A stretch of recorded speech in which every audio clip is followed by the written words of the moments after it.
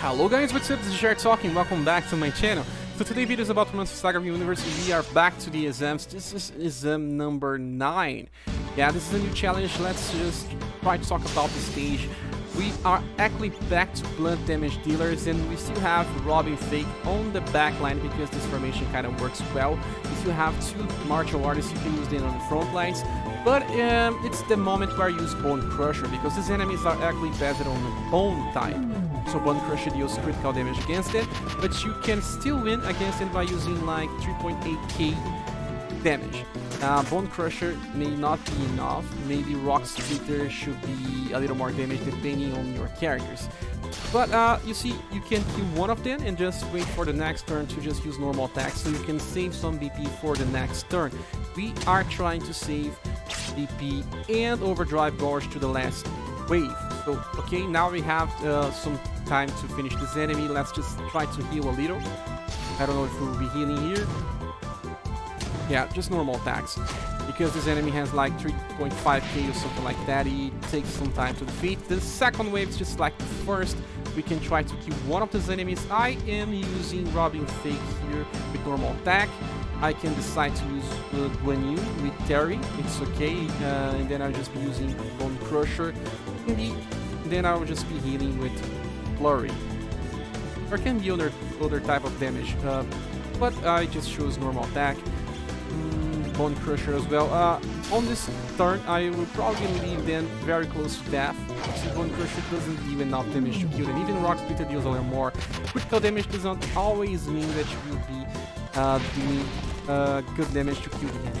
So now we are facing Deep One. This one is the same boss as Monster Training Cave, and he's actually weak to Pierce, so that's why Robin Fake is here and he will be doing lots of damage. If you have Bone Crusher, you should be using it again because it will debuff the STR from this enemy, but he also uses spells. He's more scattered around spells, so you should actually try to use Skull Splitter or things like that if you have. But this boss doesn't do so much damage, but he has Poison Blow that can poison you and deal some damage. If you have White Rose, that should be better. And just try to bring your Pierce damage dealer with enough BP. You see, I reached this point with my Fake Robin with max BP. Just by using him, 3 turns should be enough damage to kill Deep One. You can use Christmas, Monica, Original Monica. You can also use Mikhail. They should be enough. And if you can bring Speculation Formation, you have characters that use spears in the front lines, that should work as well. But only one Pierce damage dealer with Hunter's Gambit should work as well. You see, we are very close to defeat this enemy. We can also use Overdrive if you want. Should be enough to guarantee a killing. We don't have any VP left to use Guan Yu again, but we still have at least Gold Ranger. This wheel here is very good. When I say about him on his event, I say that he was a very good character, and you can see that some of the fights I used him, and he's very good for a nest style, even more because he's free. Yeah, we just finished this new stage. It was not so hard. There's only 2 enemies on the first wave, 2 enemies on the second wave, and then a buff that we already won for quite some time. This is not hard in my opinion. So this was challenge number 9. Now we should be after challenge number 10. Yeah, challenge number 10, it's a little harder than this one. Let's call it Army of Death. So let's just go against it. Army of the Death. Okay, so I'm using a little different squad, but it is still focusing on having Robin here. You see her Hunter's Gambit again. I have Punishing Palm with this version of Terry because he can learn it by his A style.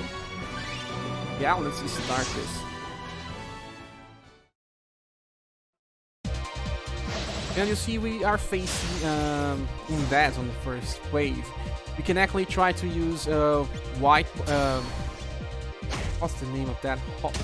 Holy spells. We can use Holy, or in this game you call it Sun spells, to try to defeat these enemies faster. But in my opinion, you shouldn't. You just have to just use normal attacks on the first turns because you can save some BP. Not just BP, but we want to get more Overdrive Gorge by also healing and have your characters with full HP if possible to the next wave.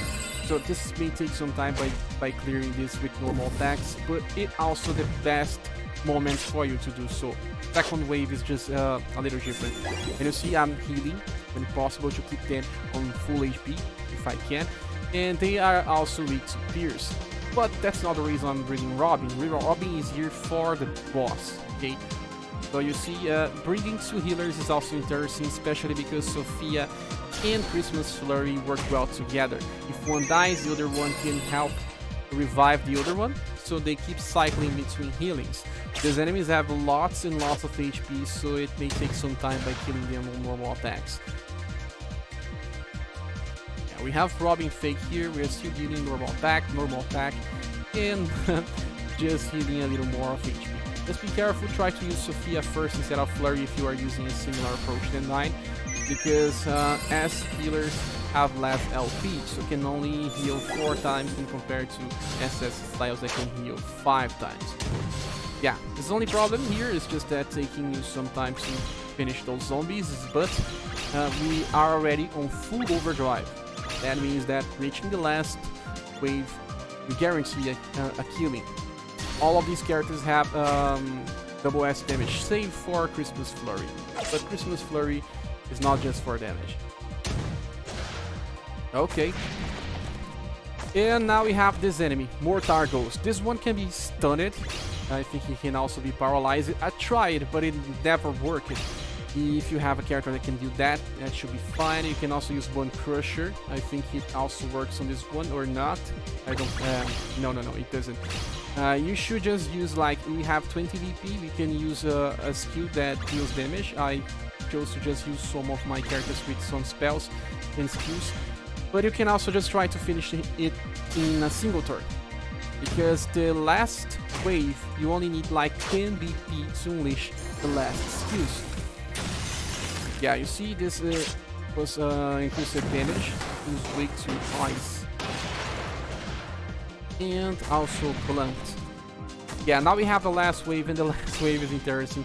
You see, the zombies are weak to Sword Ballet because it's pierce damage, and then we have Punishing Palm with Terry, we have Seismic Strike with Polkon, and Flurry doesn't really have anything that works here, but he was more for the first stages. Same thing for Sophia. We should just trust Punishing Palm, Sword Ballet, and Seismic Strike to be enough to kill all those enemies. And should be, because they have like 3,000 and something HP. Sword Ballet should be more than 2,000. It should be enough to kill. You see, it was enough. So Sword Ballet is the key to defeating those enemies.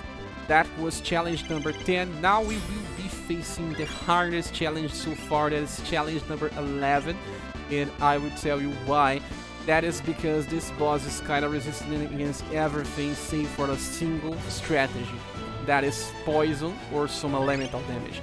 And the problem is that elemental damage here is nerfed because actually you cannot wield any type of equipment. You do not have special power, you cannot get more elemental damage. So what I did here was just using Rapid Stream, because that means that I can attack first this enemy.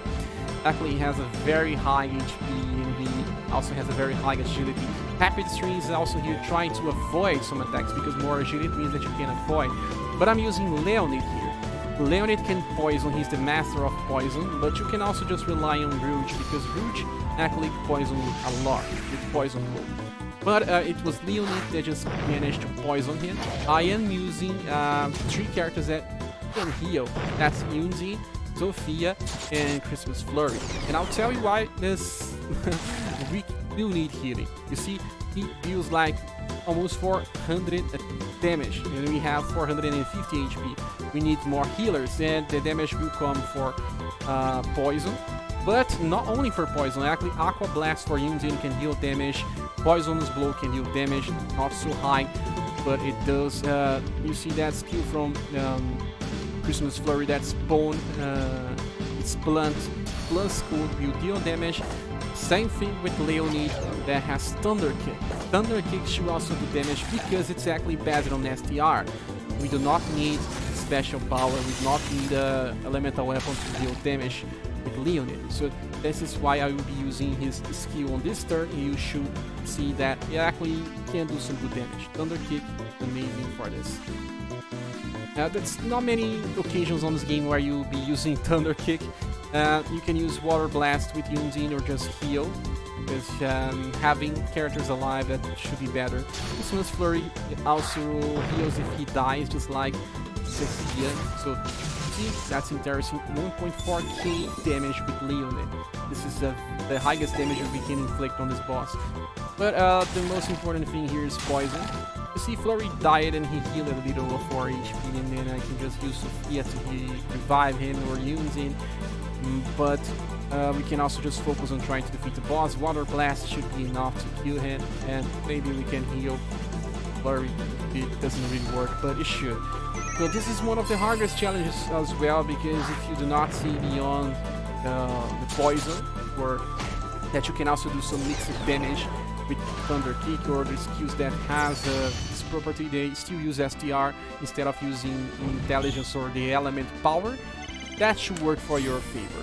So yeah guys, this is it. Thank you for watching this video. Hope it helped. It's just a free-to-play strategy. And if you want to support this channel, you can do so by either using the Patreon, PayPal or Coffee links on the description of the video. Thank you all. We'll see each other in the next video. Bye.